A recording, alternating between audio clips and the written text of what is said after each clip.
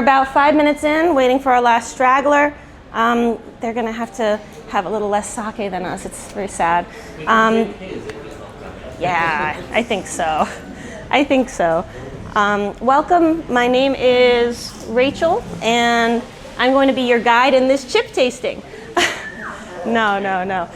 So I have some limited edition treats for you. My company, Mutual Trading, we are an importer of all sorts of Japanese things, including some of the best sake in the country, but of course, also very interesting snacks and fine Japanese Wagyu beef and fresh, flown from Tokyo Tsukiji Market fish from the bidding auction lines.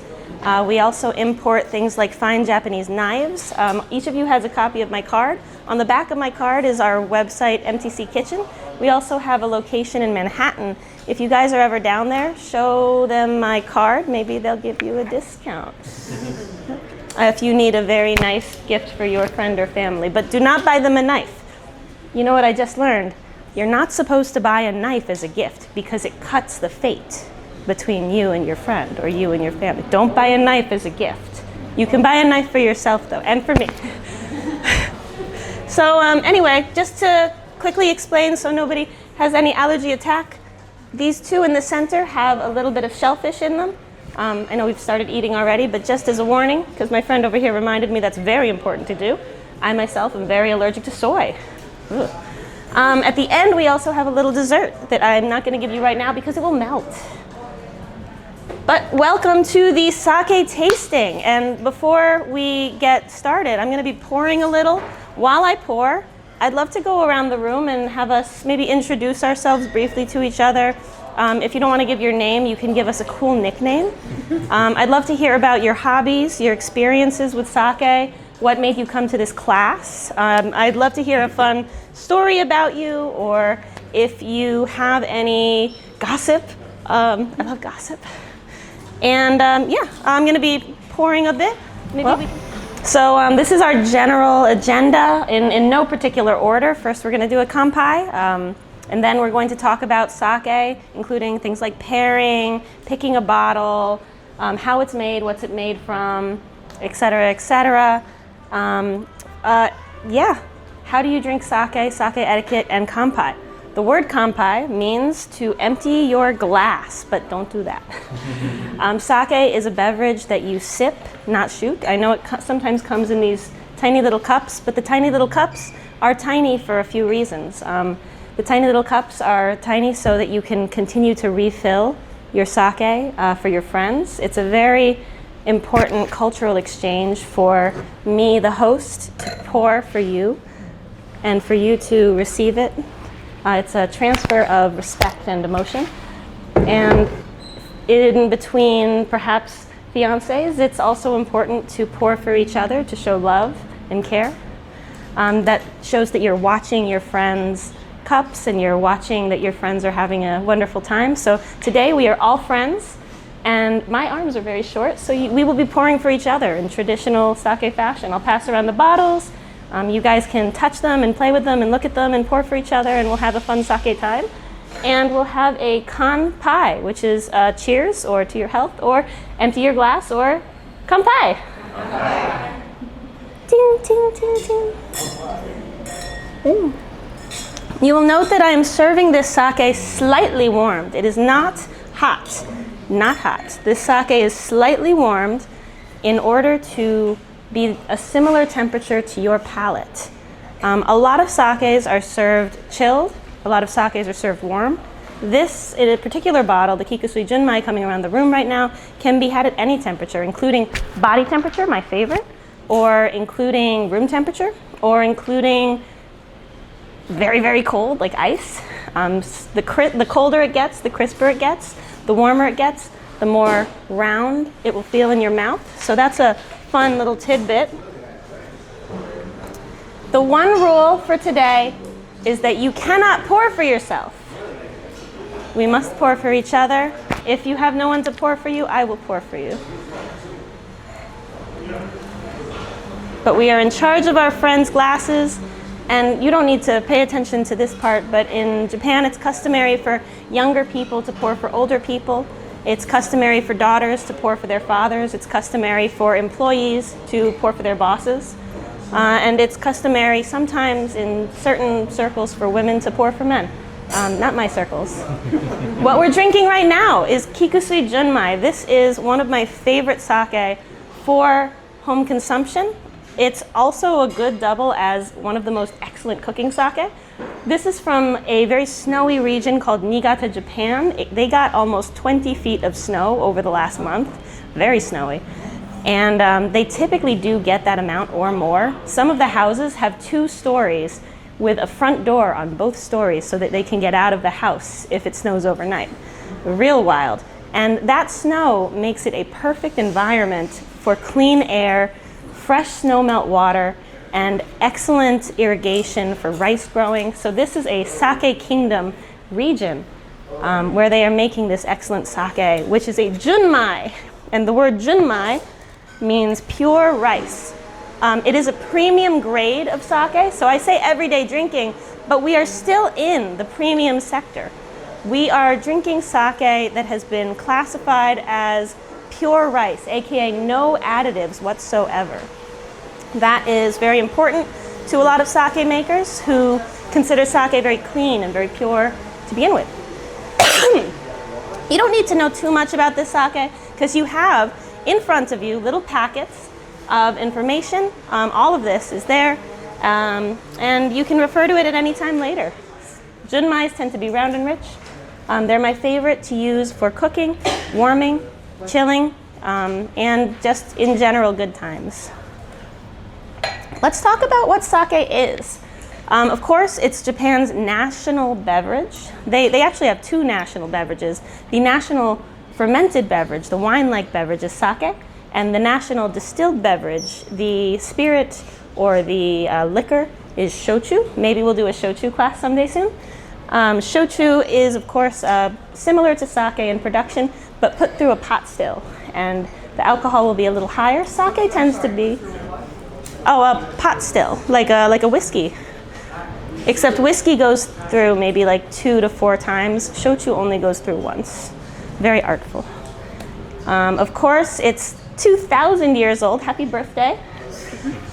Sake is brewed from fermented rice, of course, similar to beers and wines. We also drink it in a way similar to beers and wines. So this is a little wine glass today.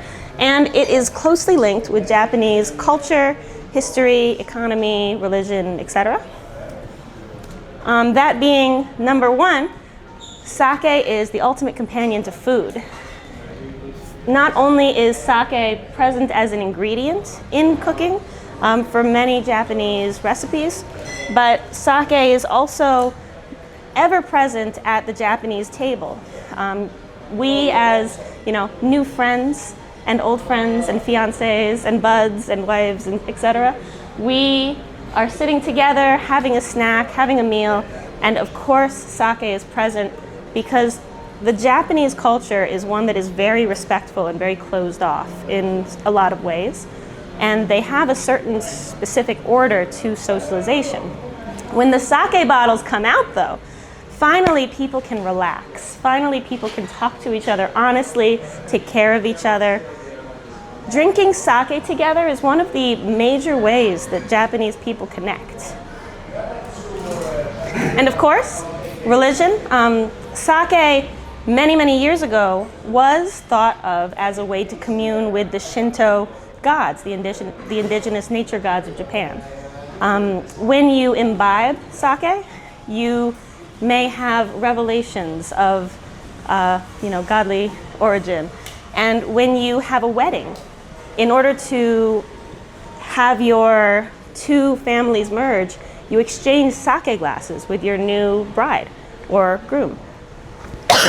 And in Japanese tradition, you also may offer sake as an offering to ancestors, and you may offer sake as an offering to the local spirits and the local gods to give blessings. It is very, very closely connected with the Shinto religion. And of course, sake means money. This is a fun fact. What funded about, 75% of the World War II effort. It was sake. Sorry. But tax revenue in Japan is extremely important, and sake is one of the most major sources of tax revenue in Japan for the last 100 years. So keeps the economy going, connects us to our history, connects us to our friends. It's in all of the tasty meals and recipes. But what is it not? What's not sake? Sake is not distilled. It's not a whiskey. It's not boozy. It's only 16% alcohol, plus or minus. The highest alcohol percentage a sake might go is 21%. That's quite high for a wine. Most wine hits yeast autolysis or yeast death, closer to like 16. Sake yeast is strong, but it's the same yeast. And it is not like a whiskey, which may be closer to 40%, more than double. Sake is not Chinese rice wine, similar but different. So it's not a rice wine, it's its own thing, sake. And it is to sip, not to shoot.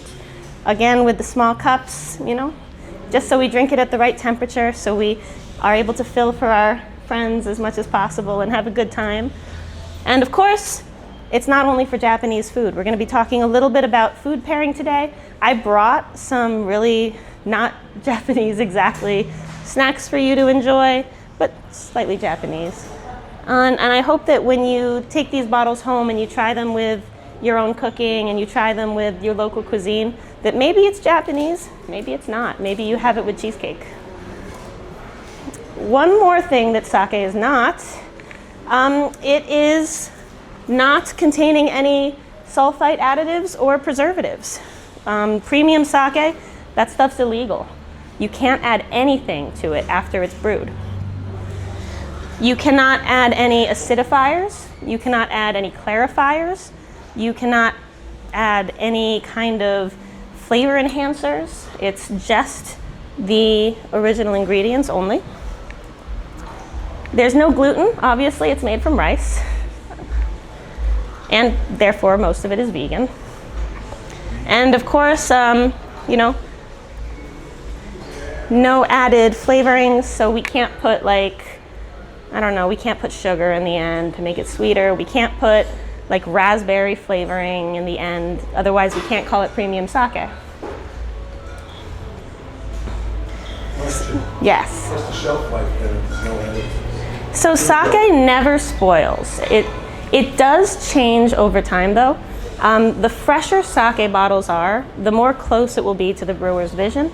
But as you get on towards 2 years past the bottling date, this one might have a bottling date. This one is bottled in April 10th, 2024. 2 years after this, it will gradually lose nuance, lose complexity. It won't be bad to drink, it won't be dangerous to drink, but it'll be better for cooking. That's if you didn't open it, right? Yeah. Once you open it. Once you open it, keep it in the fridge, give it 4 weeks. 4 weeks? Yeah, up to 4 weeks. Some sake are a little less longevity driven. You might get 2 weeks out of a few, but in general, this type of sake, 3 or 4 weeks is pretty good. Just keep it in the fridge. Some fun things about, let me take a survey. Who here is a real nerd and wants a lot of information? And who here just wants to chill? Okay. All right, we'll go pretty medium then. So sake has a lot of history. In terms of Japan, they've been, drinking as part of their culture since the 3rd century, and a lot of that culture comes from copying China. They idolized China, just like every small Asian country in that area at that time, being, a civilization that had gone on for 2,000, 3,000 years. I don't know too much about China, but I know that Japan first mentions having sake at imperial courts in the year 713. For many sake people in my industry, we feel connected to this idea of carrying sake from the past to the future as a way to perpetuate this history and connect to this culture. But for the most part, I think a lot of people just want to sometimes connect to Japan itself. People love Japan.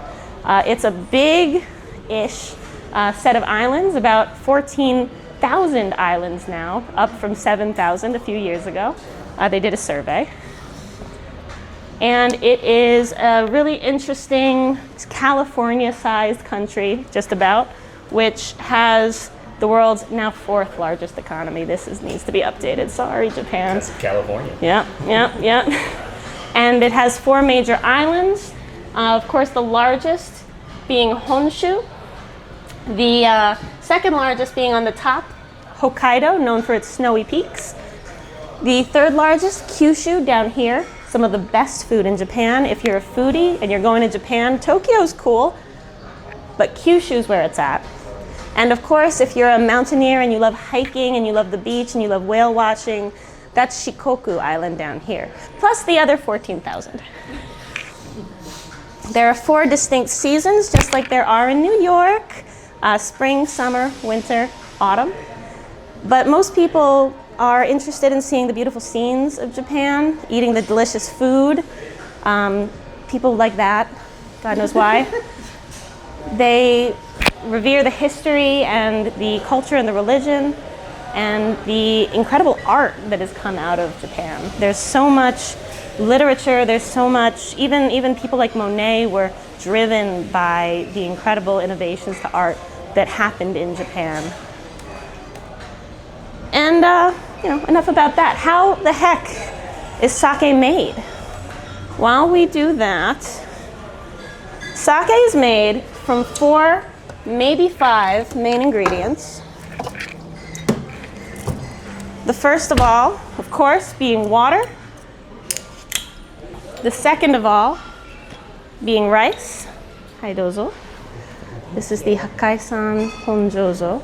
You can pour a little bit like that, a little bit like that. May I? Thank you so much. We're practicing. It is made with yeast, just like any beer, wine, or cider. Whiskeys and gins, all of these fermented beverages are made with yeast. But here is a little sample of sake rice, polished and unpolished, to pass around. And of course, with the secret ingredient koji, we're going to talk about koji. You can only use these 4 things, plus some producers can put a little bit of distilled alcohol into the mash. This is a stylistic change. It doesn't make it more boozy. It just changes the flavor profile and makes it a little more long-lived. That all being said, all of these rules that we're learning are applicable only to premium sake. Table sake still exists. Chianti, casual stuff, flavor-added stuff, this does exist. It's not what we're talking about today. It's not what we specialize in, but if you like table sake, that's not a problem at all. I love table sake as well. I use most of table sake for cooking, but also for cocktails or for casual stuff. It's fun. This sake that is coming around is called Hakkaisan Honjozo. I thought this would be fun to taste because it is from the same exact region as the Kikusui. They're competitors. They hate each other. No, they love each other. They're about 2 or 3 hours drive away from each other, both in their own respective mountainous regions of Niigata, and both made with the same rice varietal. This one is a little bit more polished, meaning that it'll be a little bit cleaner and lighter.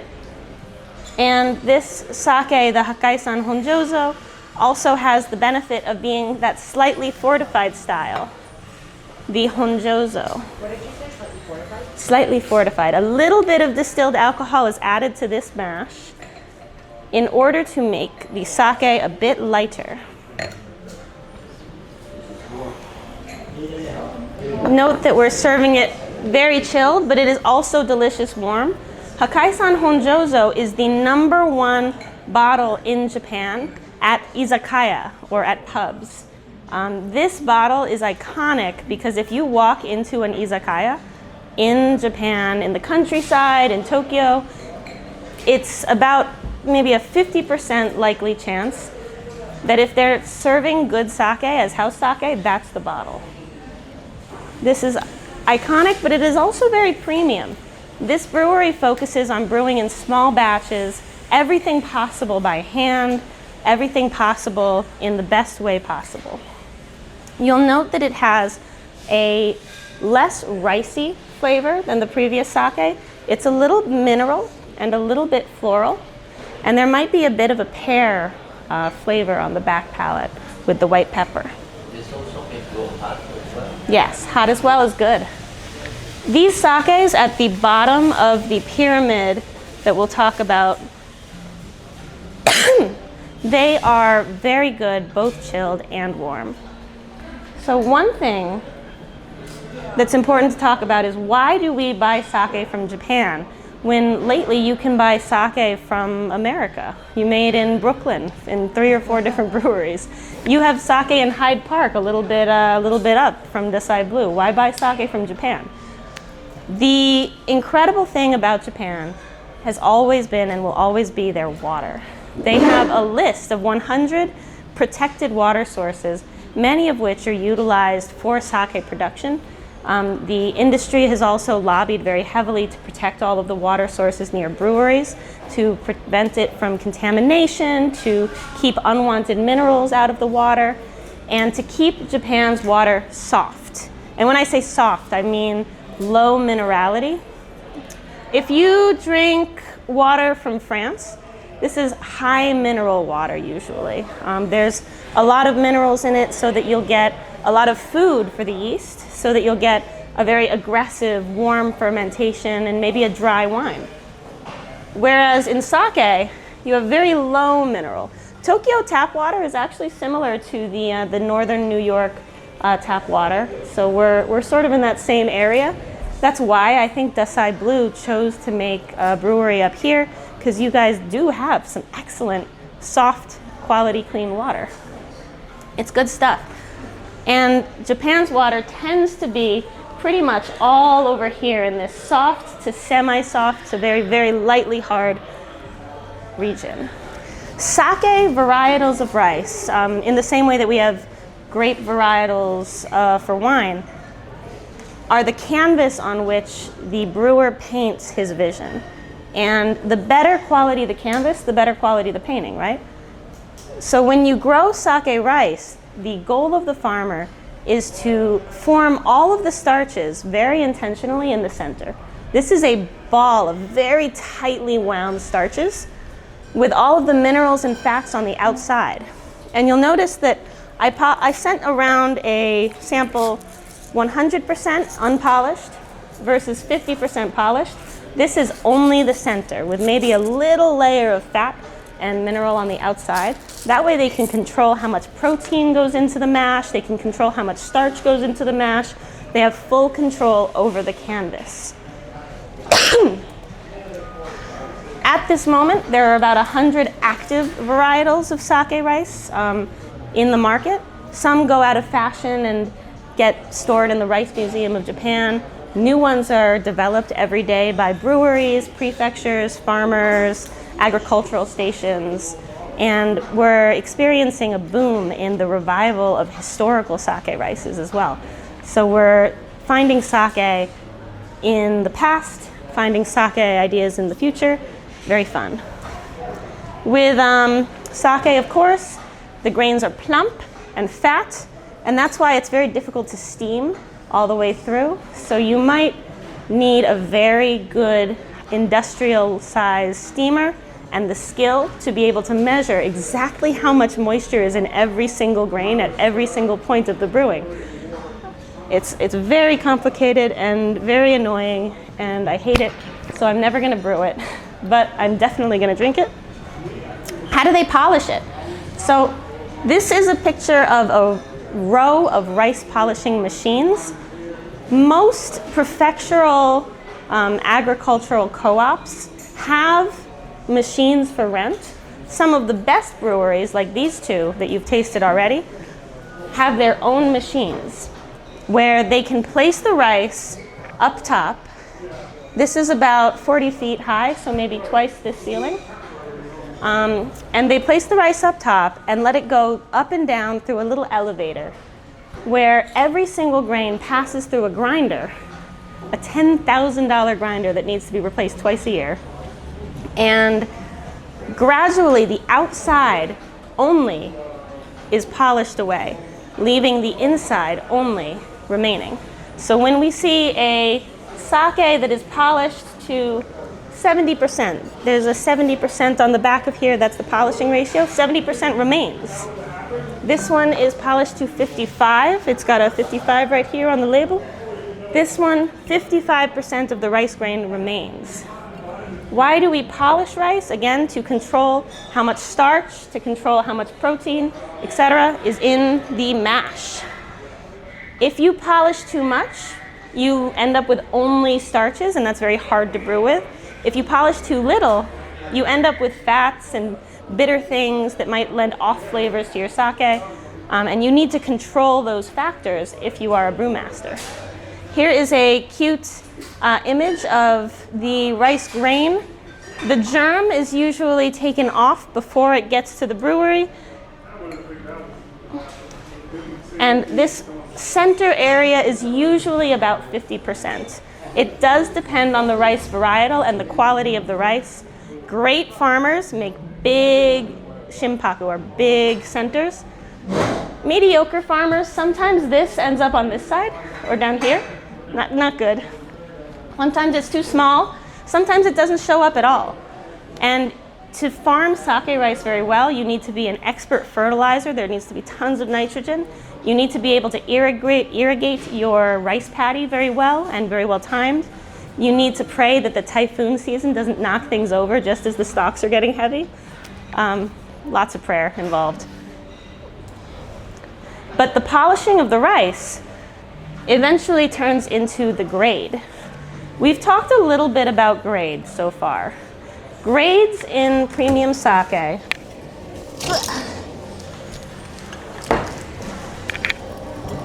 Aha! These will be coming out in a second. Grades in premium sake are decided based on two things. One, the polishing ratio, and two, the fortification or non-fortification. Aruten, meaning fortified, are this side. You'll notice that on this side there's a distinct lack of the word junmai, meaning pure rice. If you find a sake that does not have junmai on the bottle, that means it might be slightly fortified. Wow. And on the other hand, the junmai side, right here, if you find a sake with junmai, that means there's no added alcohol. Still, there's no additives on any of these. Even the bottom of the junmai, honjozo, tokubetsu junmai, tokubetsu honjozo, even the bottom of the premium chart, you don't need to know any of these words. They're all written down for you. These are all premium. Only the bottom, futsushu, meaning table sake or casual sake, is an exception to these rules. It's a lot of fun, but basically, bigger rice means bigger flavor and lower grade. Smaller, more polished rice means more expensive because you still need 100 pounds of sake for the tank. So you still need 1,000 pounds of rice for the tank. But that rice you polish down from 100% to 50%, so you need 2,000 pounds of rice for the stuff at the top. You got to buy more rice. Rice is the most expensive grain for any fermentable beverage.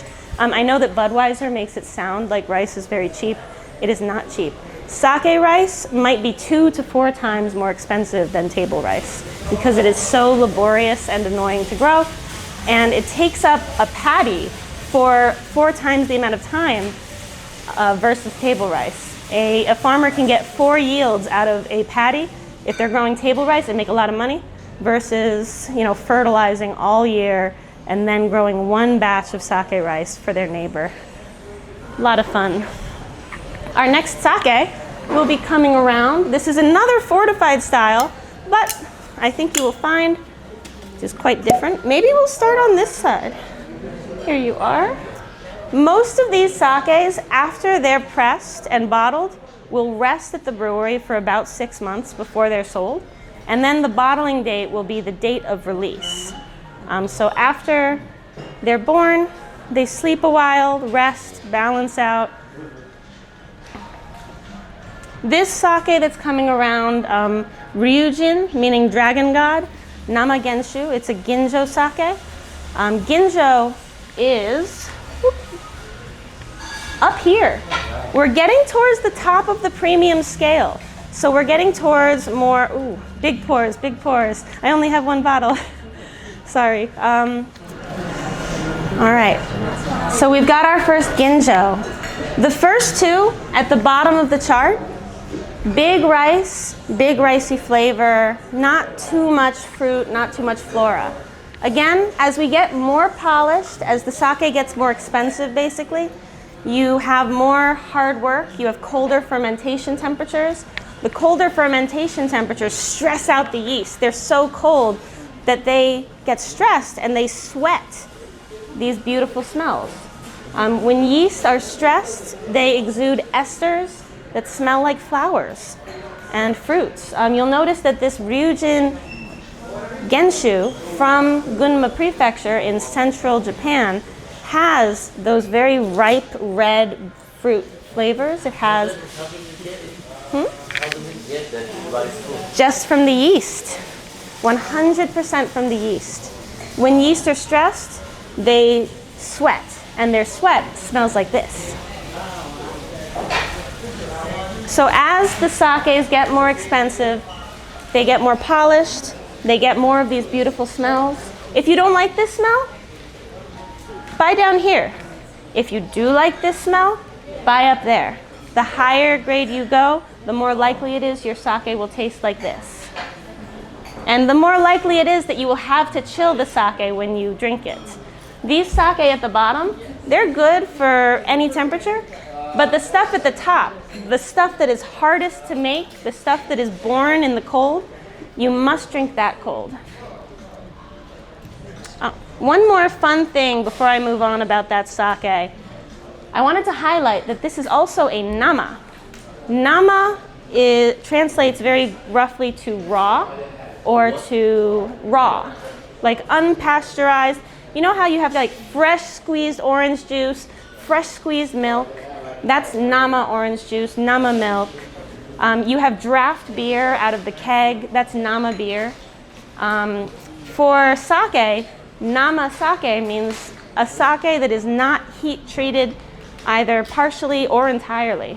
This is partially not heat treated, meaning that it will taste raw or it will taste fresh, as if it was just squeezed at the brewery and bottled and sent to your glass. So if you like this very tropical kind of character, nama could be a good thing for you to look for in any sake. That will mean that it has a little less longevity. You asked a really good question earlier, how long the sake will last after it's open. Nama tend to have about half the shelf life. So if you buy nama that's 3 years old on the shelf, it might be a bit aged. And if you open a bottle of nama like this one, then you might have more close to 1 or 2 weeks in the refrigerator after you open the bottle, instead of 3 to 4 weeks. So these fresh, fruity, fun, tropical flavors, less shelf life. Drink it fast.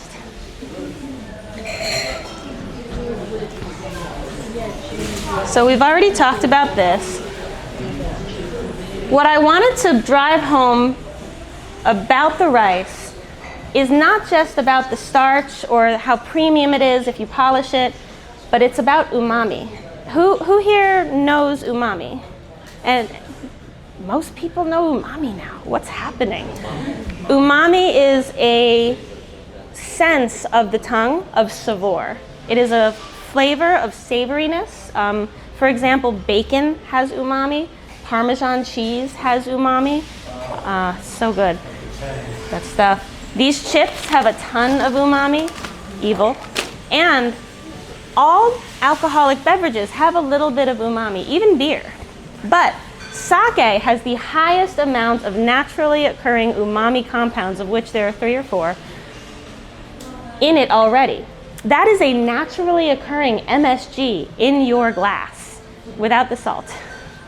And if you coat your tongue in umami, then the next flavor that hits your tongue will be electrified, will be vibrant, will be fresh. This is why we drink sake with sushi. It makes the fish taste more fresh.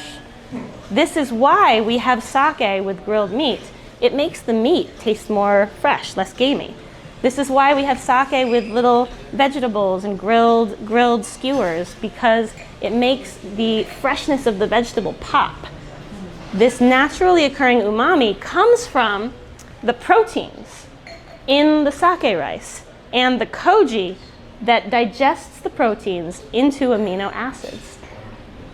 Sake is about 80% water, about 16% alcohol, and about 4% acids, some percentage of which is lactic acid, succinic acid, but a lot of which is umami compound. And that umami touches your tongue, and even if you have a glass of wine next to your glass of sake, you will taste the wine more vibrantly. Try it, double fist it, it's fun. I know we all love eating and drinking. So umami will help to mitigate things like saltiness, fattiness, bitterness, even sugar, and even spice. It has interactions. This wheel of food pairing is a big reason why a lot of you came down here. Umami has a unique way of interacting with itself as well. So if you pair umami with umami, they double. If you pair umami with salty, the saltiness tastes better. If you pair umami with sour, it's less acidic and less harsh. If you pair umami with bitter and umami with sweet, then it tastes extra bitter or extra sweet. These interactions are the base of all food pairing, and any food that has all of these elements can be found to be in balance. And what better way to create balance and contrast in a dinner than to have a little bit of an interrupter or a supporter? In Japan, sake pairing is thought of to be sort of cheerleader style. The sake is there to support the food. In America, our food pairing style is often contrast, similar to Europe. We want there to be, two opposing flavors that crash and turn into something new, or two opposing flavors that get married and have a baby and they're living happily forever. No. But in food pairing in general, all 3 styles are applicable. You can have sake like the 2 first bottles that lift food with simple flavors and umami. You could have a ginjo nama that has a lot of personality and will clash in a fun way with whatever you're eating. And you could also have all of these sakes with a variety of different foods. I only put one Japanese food here, but you can go really across the entire world. I love sake with paella. I love sake with tacos. I love sake with pepperoni pizza. It's my favorite thing in the world, you can tell. I love sake with chips. My favorite chip to have with sake is sun chips. I didn't bring it today because I can't get it free from my warehouse. But you can even have sakes with desserts, Thai food, all of the Asian foods, all of the European foods, all of the South American and South African foods. Pair with sake, it's shocking. And because of the umami in sake, it's easy. We often look at food pairing with wine as something very complicated and, oh, what wine do I pair with this? What wine do I pair with this? Sake is easy. It has umami, so it almost automatically will go with anything. So, easy mode, buy a bottle of sake. And of course, I'm going to steal your packet for a second. All of you guys have a copy of that chart to help you in the future. Now, we passed around my favorite bottle, the koji, just now. I wanted to talk to you about this enzyme factory. Koji is what makes sake so different from every other beverage in the world. Beer doesn't use koji, cider doesn't use koji, wine doesn't use koji. Baijiu uses koji. Soju uses something similar to koji, but those are distilled spirits. This is the only beverage in the world that uses koji, which is a fungus. I hate saying that word in front of consumers. You guys are normal. You're not attracted to fungus like we are. We're freaks about fungus and sake. But in sake, in Japanese cuisine, koji is so important because when you grow this specific single-celled organism on starchy stuff like rice, it starts to create enzymes that digest the components of the rice, like the proteins being digested into umami, and the starches being digested into sugars that become fermentable with the yeast. Thanks to koji, we have things like soy sauce, miso, and sake. It is a necessary ingredient to break down all of those things to make these very interesting fermented ingredients. In wine, you already have a grape with plenty of sugar. Grapes are sweet, we know that. And on the outside of the grapes, you might even have yeast cells living on the skin. You just have to crush and go. Grape wine, easy. In beer, what they'll do is they'll take barley malt and they will roast it. They'll caramelize the starches in the barley or other grains, and that's how they get their sugar. In sake, we take starchy rice, we grow koji on top of it, and we digest the starchy rice into sugar. And the sugar is then eaten by the yeast in all three of these cases in order to make alcohol and carbon dioxide.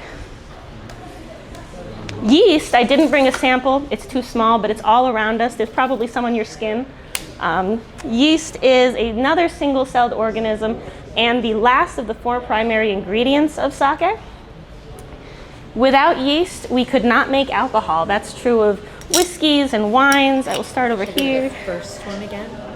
Oh, yes. And does anybody need to toss any sake? We're good? Yeah, you guys are good. So as we were talking before, yeast is responsible for almost all of the flavors and aromas in sake. When yeast eat the sugar, there's a very complex chemical reaction that occurs. And we're not going super nerdy today, but there's thousands of tiny little interactions between the yeast and its food and all of the compounds around it that eventually turn into these beautiful smells and acids. The acidity of sake is about 25% the acidity of wine. Therefore, it is a little more gentle to your body than wine, a little more gentle to your teeth.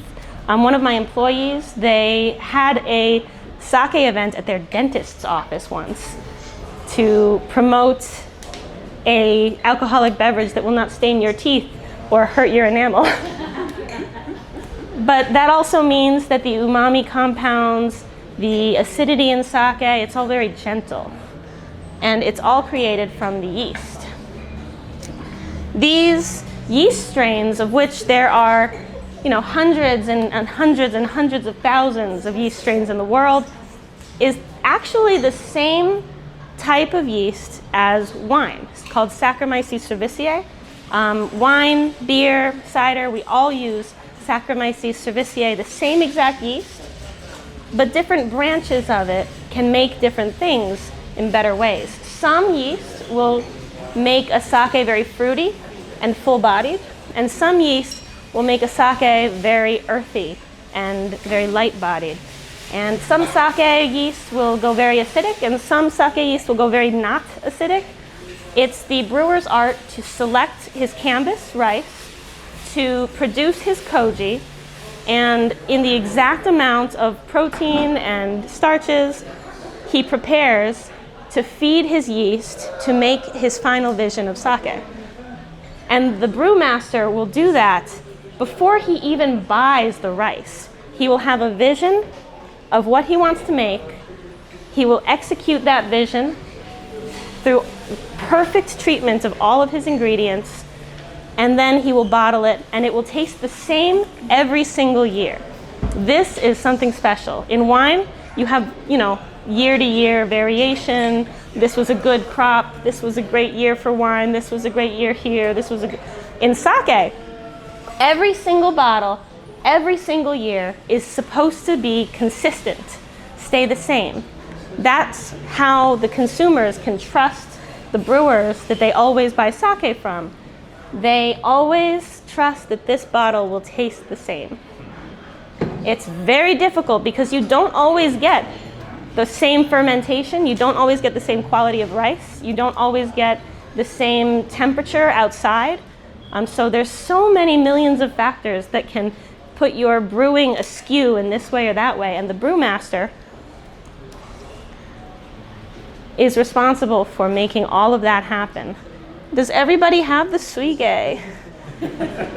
These are all the basics, but every brewer has their own guild and their own style that they built themselves off of their own guild's teachings, of which there are hundreds and thousands of ways to make sake. So there's really no way for us to know how this was made unless you ask. And I got an email from this guy earlier this week, so now I know. This is a blend of 2 batches of Junmai Daiginjo made from the same rice called Yamada Nishiki, both polished to 50%, but with different yeasts. We have a full-bodied high aroma yeast and a light-bodied high umami yeast that are blended in harmony, hence the name, in order to make a sake that has body, umami, aroma, presence. It is a Junmai Daiginjo, and your first Junmai Daiginjo of the day. Congratulations, you have all drank the pinnacle of brewer's art. This is the hardest sake grade to make because it has to be brewed at very low temperatures, and very low temperatures make yeast sleepy and stressed. And so if the yeast are sleepy and stressed, they might not be able to work very well. So you've got to balance the temperature, balance the ingredients perfectly, not feed the yeast too much, not feed the yeast too little, they might die. It's very tough balancing act, but Daiginjo sake are revered for their quality and their incredible aromas. You might notice, again, lots of rose on the nose. You might notice apple. You might notice a little bit of black pepper in the back of this sake, maybe a little bit of a tropical character as well. Pineapple, yes. Pineapple all day. Fun fact, the whale tail. The name of this sake is Drunken Whale. This is not like a marketing thing. This sake is made in the Tosa region in Shikoku Prefecture, or Shikoku Island. And in that area, it's very famous for whale sightings.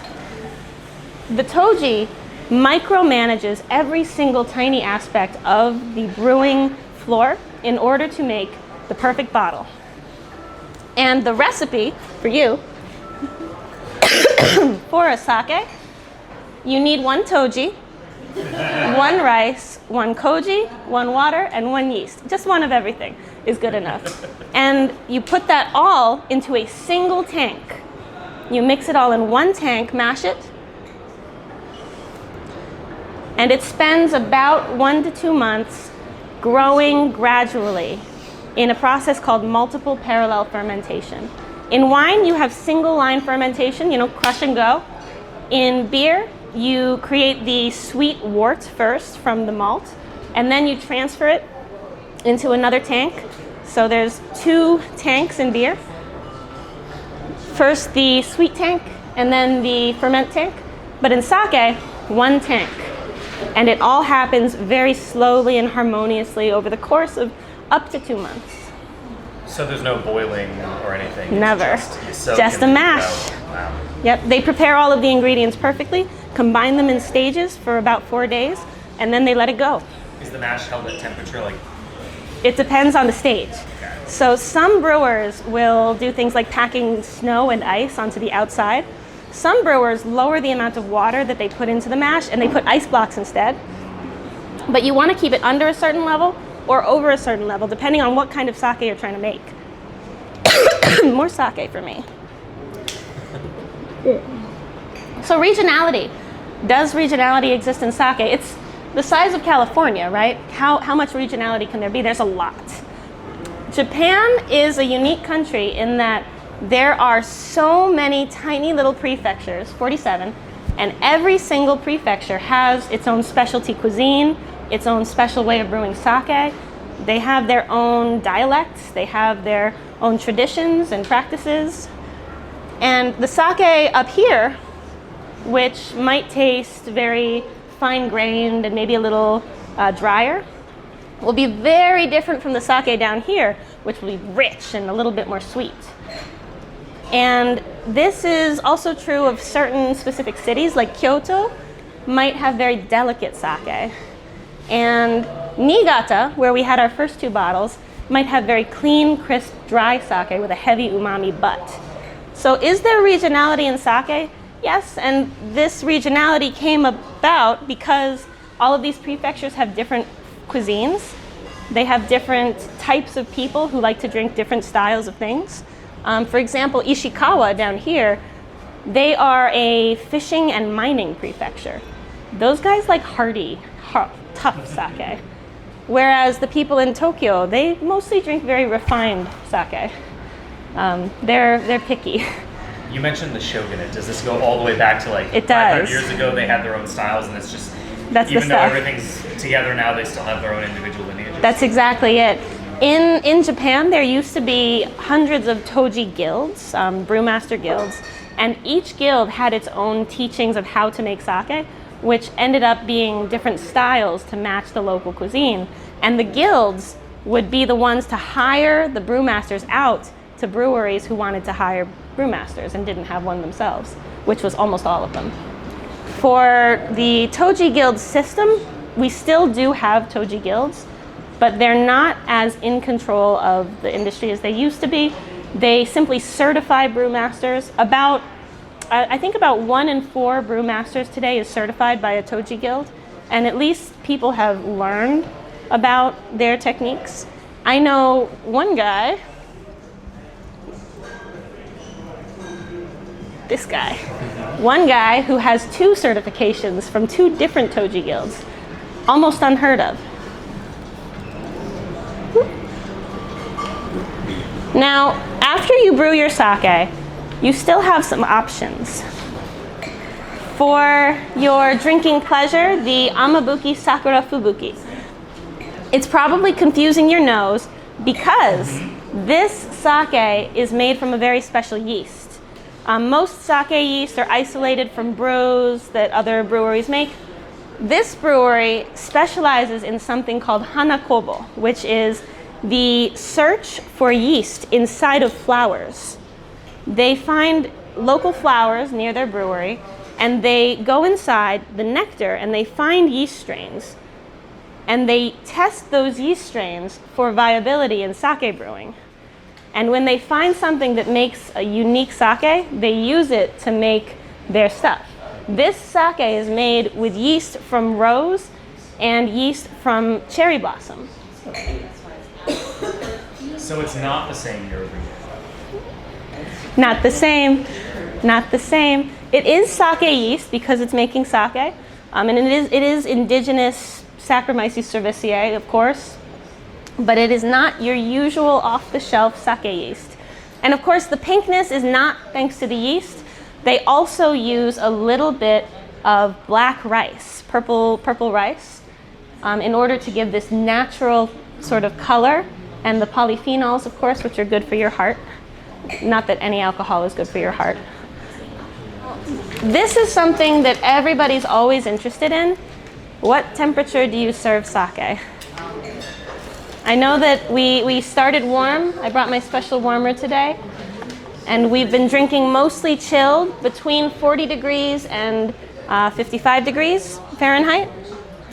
These are all good temperatures for sake, and I've served them very intentionally at these temperatures to give you that range. When you drink sake, there is an area that is too hot, and I will come after you In your homes, if you heat your sake up to here. Is that when there's no sake in style? That's right. No, that's not why.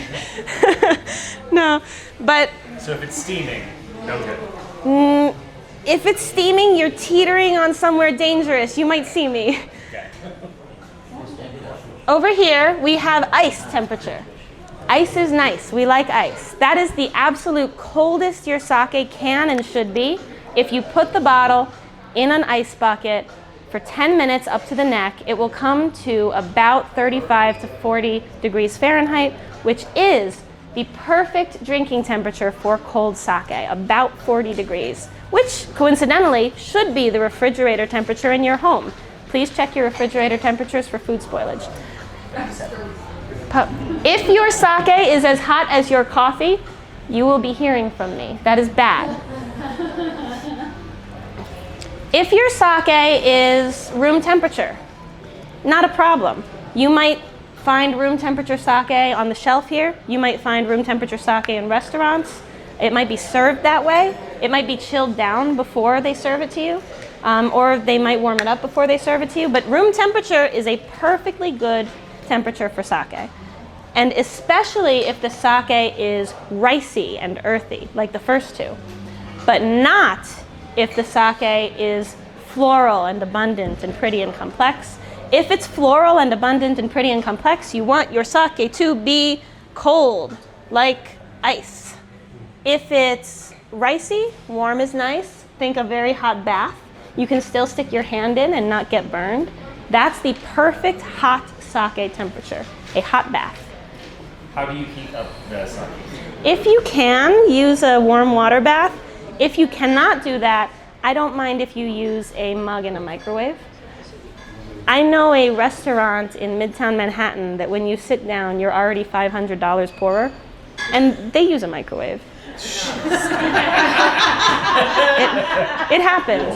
But if you have like a sous vide bucket, that's Perfect. Okay. That's the perfect way to warm your sake. And if you don't have a sous vide bucket, then the microwave technique is start with 30 seconds, touch to test. If it's not warm enough, give it an extra 10 seconds. And continue giving it an extra 10 seconds until it is warm bath temperature, not coffee. That's smart. And every 30 seconds I stir it because then it's all. The worst thing you could possibly do is to unevenly heat your sake, because if it gets to coffee temperature, the alcohol will start to evaporate, and that will take some of the aroma with it, because alcohol is a solvent. The aroma compounds hook onto it and escape in the carpool lane. So if you heat your sake unevenly, then instead of the alcohol coming to your nose and carpool laning all those beautiful sake aromas to your nose, they will go all over your microwave. Delicious. One fun thing, by the way, speaking of baths, sake, I don't tell everybody this, sake is a unique ingredient recently in beauty products. So we have sake shampoos, sake topical lotions. It's pretty inexpensive because it's all based on koji technology. They have found in mice that topical application of sake to skin improves longevity. It won't reverse age, but it will slow aging in mice. I will say that it smells better in a bath. My number one recommendation for all of you, if you have a bathtub accessible to you, or if you ever go on a vacation with a hotel with a bathtub, is sake buro, which is a traditional way to enjoy sake in Japan, where you pour sake into the hot bath water, allow the alcohol to evaporate off, and your sake smelling bath water will nourish your skin and give you beautiful aromatherapy. It is absolutely the best. I highly recommend it. So we're starting with our refrigerator. This refrigerator is 40 degrees Fahrenheit. That's good. Food safety. As soon as you get your bottles from this store, you're going to want to put them in your refrigerator to make sure that they are ready for the next step. If your sake is pretty You know, she's fruity, she's got those aromas of the high-end yeast and the cold fermentation. If she's pretty, or if your sake is grungy, if she's an earthy girl, she's like, you know, she's casual, she's not too floral, she's more like rice-based girl, then these temperatures are pretty good. Grungy girl, any temperature is fine. Pretty sake girl, she's gotta be cold, she's an ice cold beet. So at home or in the restaurant, ice is nice. We like to keep our sake in ice buckets or on ice while at the table so it doesn't get too warm while it sits. Treat very fine sake like cold white wine. And if you can, for warm, grungy sake, a warm bath would be lovely, but microwave, I forgive you. Give your carafe a nice hot bath. And what can we drink sake out of? Well, today we're drinking it out of wine glass. But, you know, there's really no standard vessel for sake.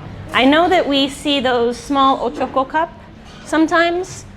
It's not for shots, once again, it's for sips. And we see a lot of restaurants gravitating towards the wine glass simply because this pool over here gathers aromas very well and then funnels them perfectly to the point right here. So when it approaches your mouth, you can smell the sake from here thanks to the funneling of the glass. And when you take a sip, the curvature of the wine glass will allow the sake to hit your palate in a very precise way. They even have specially designed Riedel $100 glasses designed just for sake. Per glass? Per glass. Oh. Yeah. But sake, depending on the style, may taste better in a small ochoko, in a wooden masu cup, in a fine $100 wine glass. A fun story about the wood. It's exactly 180 milliliters or grams in size. And 4 of those wooden boxes is one of these bottles. And one of these wooden boxes was originally a measuring device. So you would measure 1 cup of rice, and that would be enough rice to feed a Japanese man for 1 day. And after they were done measuring the rice, they would use it multi-purpose as a sake drinking vessel because they don't own cups. All right, so we are having one last sake. You will notice that this is the only table sake that I am serving you today. It is a table sake because we have inserted carbon dioxide. We have inserted bubbles. So even the insertion of bubbles invalidates this from being labeled as a premium sake. But if that weren't the rule, this would be a junmai. It is made with only koji, rice, water, and yeast, no fortification. And the green apple flavor comes entirely from the yeast and from the low temperature fermentation. It's called Mio. This is one of the #1 sparkling sakes in Japan. You'll even find it in 7-Elevens. What's wonderful about the sparkling sakes are you can have them as dessert. You can also have them as an aperitif, so like the before drink, before you eat. And you can have it as a finisher. In terms of pairing, it also pairs with savory dishes because of rice's umami. But being sweet, I always like to pair it with dessert. It's a nice, fun finisher. Now, we've already learned how to pick a bottle, but let's reiterate. There are a lot of ways that you can choose what kind of sake bottle that you want to take home or drink in the restaurant, just based on what you've learned today. One thing you can do is you can choose your sake based on the grade that you liked. If you liked the first couple, you might like junmai and honjozo. If you liked the last couple, you might like the ginjos and the daiginjos, these higher end grades that have those beautiful, pretty smells. Boop. You might be able to pick a bottle just based on a flavor profile you enjoy. If you're at a restaurant and you prefer more earthy, rice-forward sake, tell that to your server and they might have a suggestion for you. Or if you prefer more aromatic, fruit-forward sake, tell that to your server. They might have a suggestion for you. Or, Google the bottle. Google has so much information. Even my bottles have a QR code on the back of a lot of them. You can scan it and find my website, and my website will tell you exactly what this tastes like. So you'll find a list of interesting food pairings made by the breweries, not by me, for each bottle on my website. But I can't vouch for other people's websites. You might be able to pick a sake based on your favorite style. Like I heard 2 people say they really like nigori. You might be able to just try all of the nigori on earth, and that would be fun.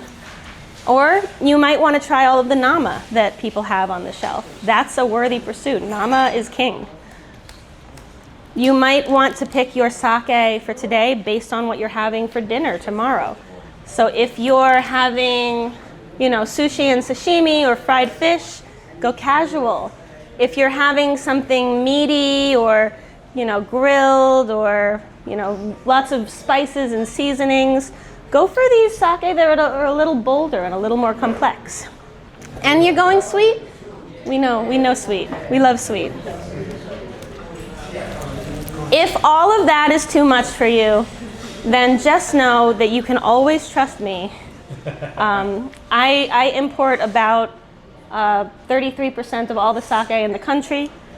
Lots of sake. And with my bottles, you can always find MTC Sake, New York Mutual Trading, on the back of the bottle. These are real brands that are actually sold in Japan. There are no original labels made for America. You can trust that these bottles are the life's work of some brewmaster out in Japan and the world. They are the culmination of everything that those people have learned and everything those people have done. And we are trying to represent them in this place of, every bottle in the world, not sure where it's sourced or who made it or how they made it. And it is a passion project for them, so it is a passion project for us. And we hope that once it gets to your table, that it's truly enjoyed in the way that it can and should be. So you can always trust MTC, if you like. And if you are interested in further classes like this, I'm not that good of a teacher, but we also have certification exams. Stop. No. She hates it. No. But they're a little expensive at the higher end, but we have classes all the way up from the beginner level, a little more advanced than today, all the way to the sommelier level and the international Fiekowsky certifications. You are absolutely welcome to check out Sake School of America. My colleagues are a million times better than me at teaching and presentations. Oh, they're amazing. I'm telling you. But thank you. Thank you, Rachel. Thank you. I hope you had the most excellent time, and I hope you had the most excellent sake. And for anybody who wants to use their $50 gift card, Using it for sake. that's right, it's for sake. And if you come back to me with a sake purchase, I will send you home with a bag of chips. That's the stuff. First dibs, what you want.